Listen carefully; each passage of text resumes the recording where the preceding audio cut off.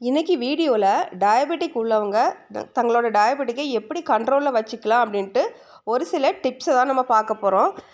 இந்த வீடியோவில் காமிக்கிற நான் சொல்கிற டிப்ஸ் எல்லாமே முக்கியமாக என்னென்னா ப்ரீ டயபெட்டிக், அதாவது டயபெட்டிக் வர்றதுக்கு ஆரம்ப நிலையில் உள்ளவங்களுக்கு ரொம்பவே பிரயோஜனமாக இருக்கும்.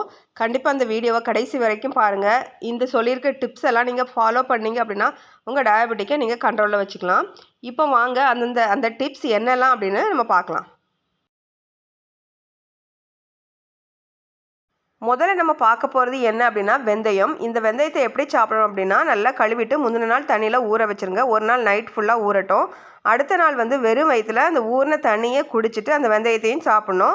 அப்படி இல்லைன்னா இந்த வெந்தயத்தை நீங்கள் சாப்பிட்றதுக்கு 10 நிமிஷத்துக்கு முன்னாடி, அதாவது பிரேக்ஃபாஸ்ட் லஞ்ச் இதுக்கு 10 நிமிஷத்துக்கு முன்னாடி ஊற வச்ச வெந்தயத்தை சாப்பிட்டுட்டு அதுக்கப்புறம் உங்கள் லஞ்சோ பிரேக்ஃபாஸ்ட்டோ எடுத்திங்கன்னா உங்களோட சுகர் லெவலில் நல்ல ஒரு முன்னேற்றம் தெரியும். ஆனால் ரெகுலராக சாப்பிட்ணும். அடுத்ததான் இன்னொரு முறை எப்படின்னா வெந்தயத்தை முளைக்கட்டி சாப்பிட்றது. இந்த முளைக்கட்டின வெந்தயத்தில் தாவர இன்சுலின் இருக்குது அப்படின்னு சொல்கிறாங்க. அதனால் டயபெட்டிக் ரொம்பவே நல்லது.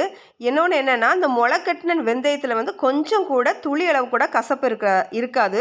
அதனால் நல்லா சாப்பிட்றதுக்கு ஒரு வெறுப்பாகவே இருக்காது. சாப்பிட்றதுக்கு முன்னாடி, அதாவது காலை மதியம் இரவு 3 வேளை சாப்பிட்றதுக்கு முன்னாடி 2 டீஸ்பூன் முளைக்கட்டின வெந்தயத்தை சாப்பிட்டுட்டு உங்கள் சாப்பாடை சாப்பிடுங்க. இப்படி முளைக்கட்டின வெந்தயத்தை நீங்கள் சாப்பிட்றதுனால கண்டிப்பாக உங்கள் சுகர் லெவலில் நல்ல ஒரு முன்னேற்றம் இருக்கும். அடுத்து வெந்தயத்தை நல்லா லைட்டாக வறுத்துட்டு நல்லா பொடி பண்ணிவிட்டு அதை டீயாக கூட செஞ்சு சாப்பிட்லாம். ஸோ இதுவுமே நல்ல ஒரு இம்ப்ரூவ்மெண்ட். எந்த ஒரு மருந்துகள் எடுத்தாலுமே அதை தொடர்ந்து எடுக்கணும். அப்போ தான் உங்கள் உடம்புல ஒரு முன்னேற்றம் தெரியும்.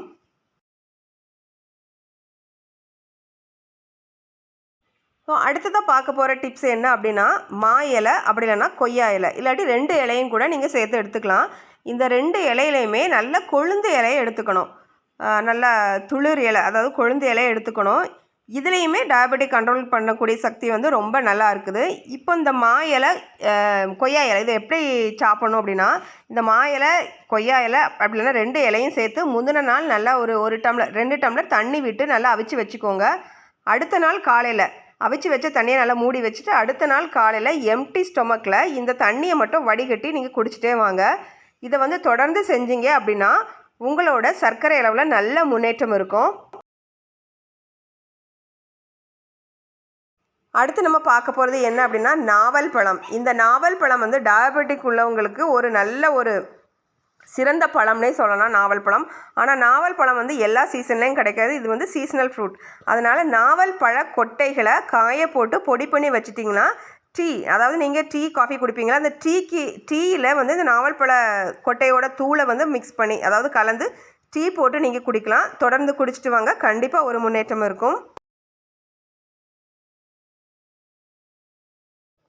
அடுத்ததை நம்ம பார்க்குறது என்ன அப்படின்னா சீப்பாக எல்லா இடத்துலையும் கிடைக்கக்கூடிய முருங்கை இலை. முருங்கை இலை சீப்பாக எல்லா இடத்துலையும் கிடைக்கும். ஆனால் இதில் உள்ள சத்துக்கள் பயன்கள் ரொம்பவுமே ஏராளம்.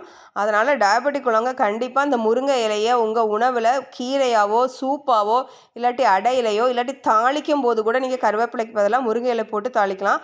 அந்த மாதிரி ரெகுலராக நீங்கள் முருங்கை இலையை உணவில் சேர்த்துக்கிட்டீங்க அப்படின்னா சர்க்கரை வியாதிக்கு ரொம்பவுமே நல்லது. கண்டிப்பாக நீங்கள் ரெகுலராக எடுக்கும்போது உங்கள் சர்க்கரை அளவில் பெருமளவில் நல்ல ஒரு முன்னேற்றத்தை காண்பீங்க. இந்த முருங்கை இலையில் சர்க்கரை அளவை கண்ட்ரோல் பண்ணுறது மட்டும் இல்லை, நிறைய அனிமியாவை குணப்படுத்தும். பொட்டாசியம், மெக்னீஷியம், கால்சியம் இப்படின்னு நிறைய ஏகப்பட்ட சத்துக்கள் இந்த முருங்கை இலையில் இருக்குது. அதனால் கண்டிப்பாக அந்த முருங்கை இலையை ரெகுலராக எடுத்துக்கோங்க. இந்த முருங்கை இலையை யூஸ் பண்ணி அடை, கஞ்சி இதெல்லாம் நம்ம எப்படி செய்யணும் அப்படின்னு நம்ம சேனலில் வீடியோ இருக்குது. இது மட்டும் இல்லை, நிறைய வீடியோக்கள் டயபெட்டிக் பற்றி இருக்குது. கண்டிப்பாக பார்த்து தெரிஞ்சுக்கோங்க.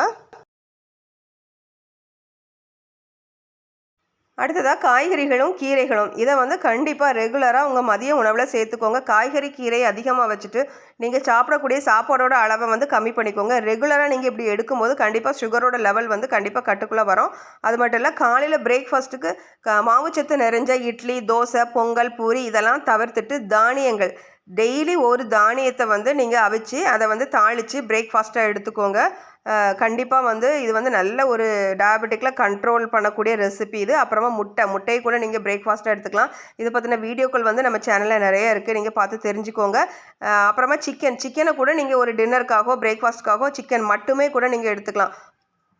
ரெட் மீட்டை நீங்கள் அவாய்ட் பண்ணிட்டு இந்த மாதிரி ஐட்டங்களை வந்து நீங்கள் எடுத்துக்கலாம். ரெட் மீட் அப்படிங்கிறது கவ்வு, போர்க்கு, லேம்ப் இதுலேருந்து வர்றது. ஃபிஷ்ஷை வந்து நீங்கள் தாராளமாக எடுத்துக்கலாம். ஒமேகா 3 நிறையா இருக்குது. அதனால் டயபெட்டிக் உள்ளவங்க கண்டிப்பாக ஃபிஷ் பொரிச்சதை விட குழம்புல உள்ள ஃபிஷ்ஷை மட்டுமே கூட நீங்கள் ஒரு டின்னருக்கோ பிரேக்ஃபாஸ்ட்டுக்கோ எடுத்துக்கலாம். கண்டிப்பாக இதே மாதிரி நீங்கள் ஃபாலோ பண்ணி பாருங்கள், உங்கள் டயபெட்டிக் கண்ட்ரோலில் இருக்கும்.